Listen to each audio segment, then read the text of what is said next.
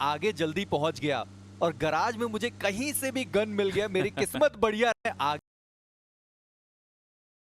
रही है। और उसके बाद वो जो खिलाड़ी थे वो दूसरी दिशा में जाने के लिए कोशिश कर रहे हैं, पर विज़गॉड को देखिए, उनको भी पता है कि अगर मैं आगे जल्दी पहुंच गया और गराज में मुझे कहीं से भी गन मिल गया, मेरी किस्मत बढ़िया रही, तो ये जो हवा में परिंदे उड़ रहे हैं ना, मैं उनको गिरा सकता हूं। पर किस्मत उतनी बढ़िया है उनकी कि उनको वेपन मिल गया, उनको एकेएम मिल गया और आते ही उन्होंने पहले खिलाड़ी रैपिडो उनको डाउन किया। और नॉनिक्स के जो प्लेयर्स हैं वो अभी भी यहाँ पर फाइट लेना चाहते हैं। वो यहाँ पे अब मेले वेपन के साथ भी अटैक करेंगे, डैगर जरूर उनके पास होंगे, बट विज़गॉड क्या गोलियां थोड़ी सी वेस्ट कराई जा सकती हैं, थोड़ा सा खेला गया है उनके दिमाग से। ओजी के बाकी प्लेयर्स भी यहाँ पे आ सकते हैं। आई कैन ऑलरेडी सी एक गाड़ी काफी तेजी से इस तरफ बढ़ रही है, नॉन-एक्स के प्लेयर्स के ऊपर खतरा बहुत बढ़ रहा है। वो डैगर जरूर है, दोनों प्लेयर्स आगे जाने की कोशिश करते हैं, एक तो कनेक्शन हुआ भी उनके ऊपर, but that's all they gonna get. OG के विज़गॉड ने शुरुआत करा दी है, 3 फिनिशेस निकाल दिए इस मुकाबले से। और ये गेम सेंस की बात थी, मुझे लगता है मेजी, वो गेम सेंस काफी अच्छी दिखाई। हालांकि काना अब अकेले खिलाड़ी हैं, वेपन तो मिले उनके पास, यूएमपी और ओजी जरूर है, लेकिन शुरुआत इतनी जब खराब होती है ना तो कॉन्फिडेंस बहुत ज्यादा आपको बैकफुट पे लेके जाता है वो। देखिए, इसीलिए हम कहते हैं ना कि जब भी ड्रॉप क्लैशेस होते हैं तो किस्मत पर बात आ जाती है, वो आपका स्किल्स एंड बाकी सारी चीजें वो थोड़ा पीछे छूट जाता है। अब आप सोचिए कि अगर सच में विज़गॉड को वहां पर वेपन नहीं मिला होता तो 3 खिलाड़ी डैगर लेकर उनके ऊपर चार्ज करते, बहुत आसानी से उनको डाउन करते। पर विज़गॉड किस्मत उनकी बहुत ही बढ़िया कि एकेएम उनको मिल गई और 3 फिनिशेस उन्होंने वहां से निकाल दिए। और चौथे प्लेयर के लिए उन्होंने ज्यादा ओवर कमिट करने की जरूरत समझी नहीं, उनको भी पता है भाई हमने शुरुआत बढ़िया कर दी है, 3 फिनिशेस मिल गए, अब लूट करके हमको जोन के अंदर जाना है, क्योंकि मिलिट्री बेस का ये पूरा सर्कल बना है और इस सर्कल के अंदर मल्टीपल टीम्स ऑलरेडी पहुंच गई।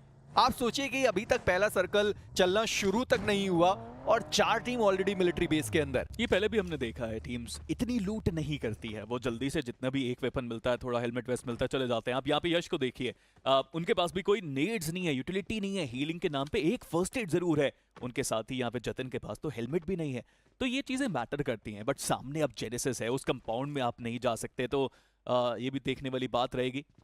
अर्ली रोटेशंस भारी पड़ते हैं, बट ये वो ड्रॉप क्लैश है जो लिपोवका पे थोड़ी सी भारी पड़ सकता है। इवन मेरे को लगा जेनेसिस हैं, बट ये एगी गेमिंग है जो यहाँ पे इस ग्रुप में अपनी हिस्सेदारी दिखाते हुए लिपोवका पे वो उतरे। वैसे ये ड्रॉप क्लैश यूजुअली तो हम नहीं देखते हैं, बट यहाँ पे दोनों चाहते हैं कि लिपोवका में लूट पूरी करें वो।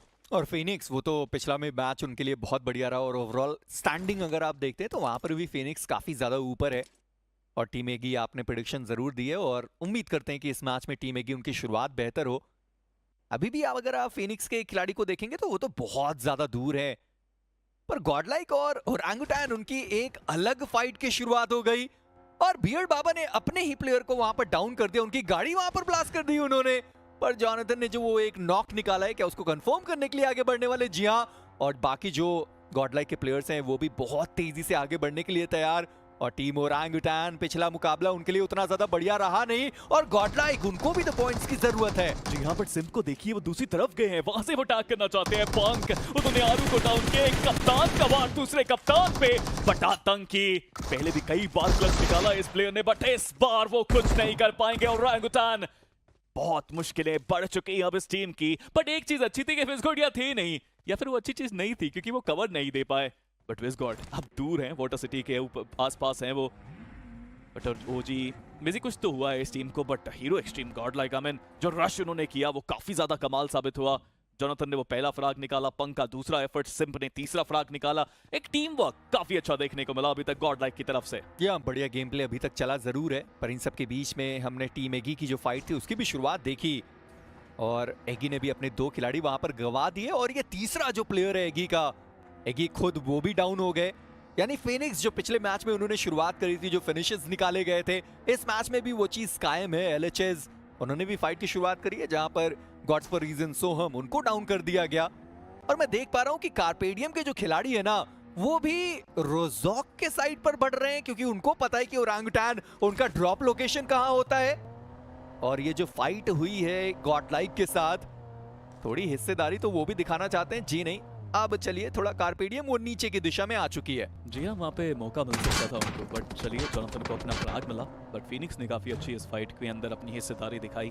एगी गेमिंग, मॉनॉक्स बचे हैं, एक खिलाड़ी बहुत बड़ी उनके लिए, और क्लच करना ना इतना आसान होता नहीं है, बट अभी भी एडवांटेज उनको मिल सकता है। तो जतिन के पास तो हीलिंग्स नहीं है, एचपी उनकी फुल हुई नहीं, लेकिन 1v4 करना जब नीड्स अपोनेंट के पास है, आपकी इंफॉर्मेशन पूरी उनके पास है, तब बहुत मुश्किल हो जाता है।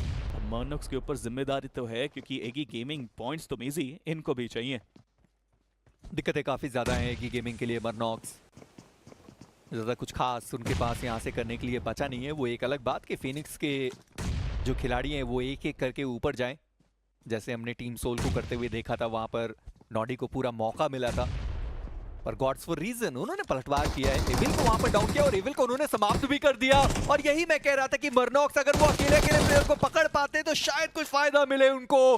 गॉटन को डाउन किया और उसके बाद आगे कुछ करने का मौका दिया नहीं गया और टीम एगी इस मुकाबले पर 0 के साथ बाहर हुए। जी हाँ, बट दूसरी तरफ एक और फाइट यहाँ पे चलते हुए। प्राइमॉक्स का ये एरिया है, गॉड्स फॉर रीजन अभी भी वो बैटल करते हुए। सोम को उन्होंने गवा दिया, लॉस हरमानोस ने ईविल को गवा दिया, बट वो नेट कमाल का साबित हुआ हिटमैन की तरफ से।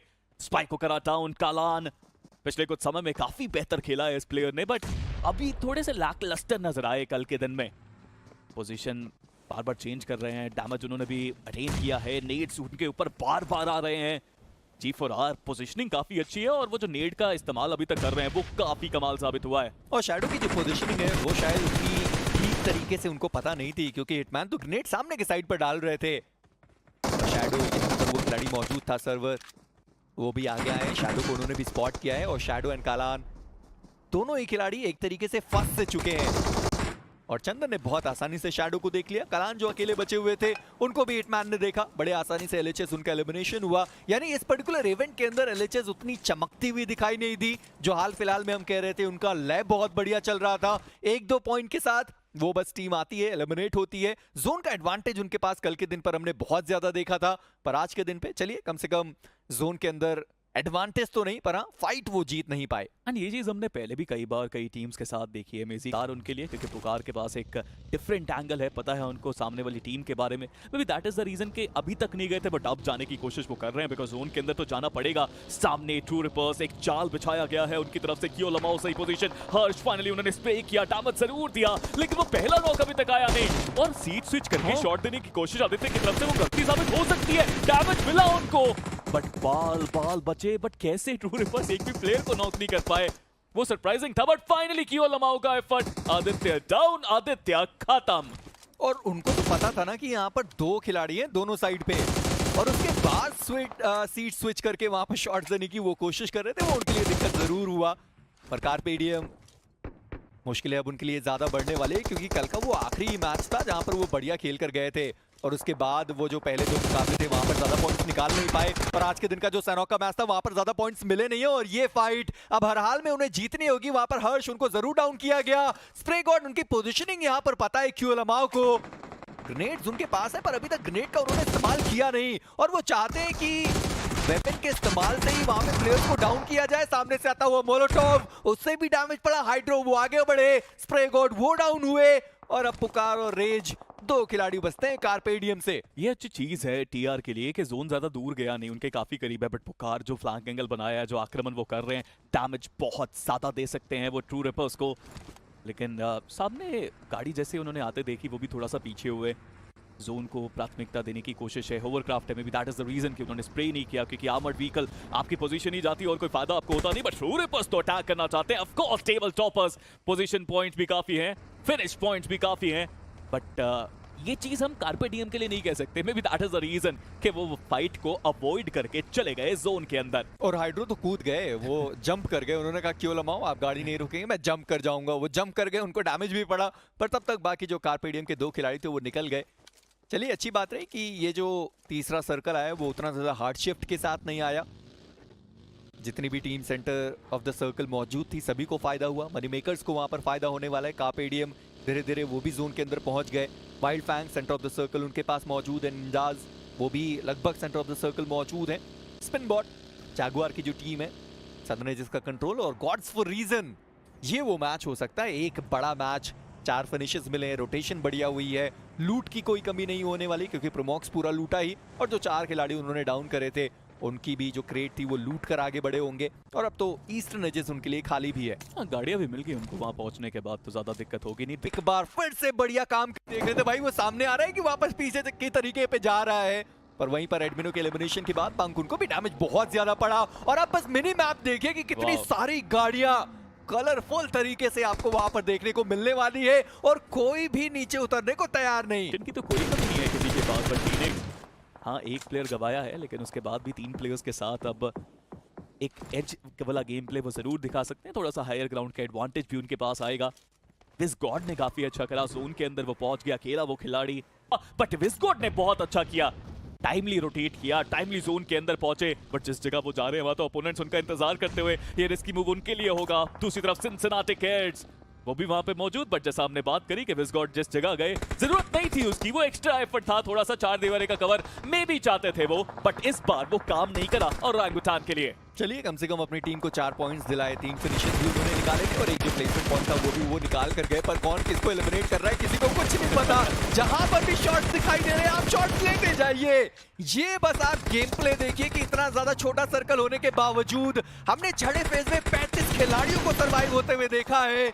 इसी बीच डिप वो भी डाउन, जॉनथन उनका भी एलिमिनेशन हुआ, हीरो एक्सट्रीम गॉडलाइक वो भी इस मुकाबले से बाहर हुई, प्लेसमेंट पॉइंट ज्यादा वो निकाल नहीं पाए, फिनिशर्स वैसे भी उनके पास आए नहीं थे, 3 फिनिशेस के साथ वो बाहर हुए। सर्वर का वो ग्रेनेड जहां पर मिडिल का एक और खिलाड़ी वहां पर डाउन किया गया। पर सिनसिनाटी किड्स इतना सब कुछ होने के बावजूद उनके प्लेयर बचे रहेंगे, पर क्यों लमाओ बहुत समय से वो हवरक्राफ्ट चला रहे थे, फाइनली उसका फायदा मिला, एक फिनिश लेकर गए अपनी टीम के लिए। ऐसा लग रहा था कि 8-बिट है जो सबसे कंसिस्टेंट है, बट जी नहीं, बिल्कुल नहीं, हरकिज नहीं, ट्रू रिपर्स है जो सबसे कंसिस्टेंट साबित होती हुई। आप देखिए तो सही 11 फिनिशेस निकाले उन्होंने, इवन G4R के पास वो 11 फिनिशेस।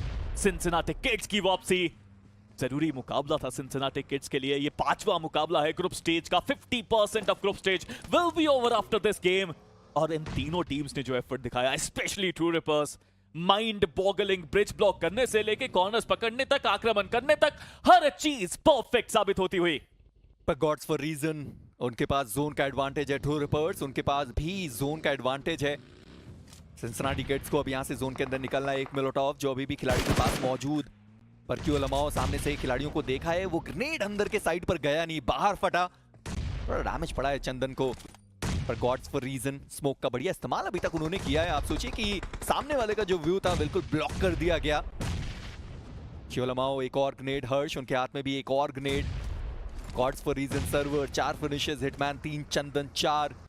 अगर यहां पर ये चिकन डिनर आया तो एक बड़ी वापसी उनके लिए होने वाली है। पर 100 में उन्होंने चंदन को देख लिया, चंदन वो डाउन हुए और क्यों लमाओ थे जो हवरक्राफ्ट लेकर वापस वो नीचे की दिशा में आए और जरफ उन्होंने सीधा चार्ज कर दिया हाइड्रो का वो ग्रेनेड, जहां पर स्किप्स डाउन हुए। चंदन उनका एलिमिनेशन हो चुका है, पर सर्वर का ये ग्रेनेड सिनसिनाटी किड्स के दोनों खिलाड़ियों को डाउन कर सकता है और ऐसा होगा भी। सिनसिनाटी किड्स उनका एलिमिनेशन हुआ और यहां पर 13वां फिनिश जो जाएगा गॉड्स फॉर रीजन के खाते में। बट क्या चिकन जाएगा उनके खाते में, ये बड़ा सवाल है, बिकॉज़ ट्रू रिपर्स सच में यहां पे इस मैच के अंदर एक बार फिर से वो कंसिस्टेंसी दिखाते हुए, सर्वर आखिरी प्लेयर बट वो कुछ नहीं कर पाएंगे। ट्रू रिपर्स एक बार फिर से truly ripping things apart in this angle.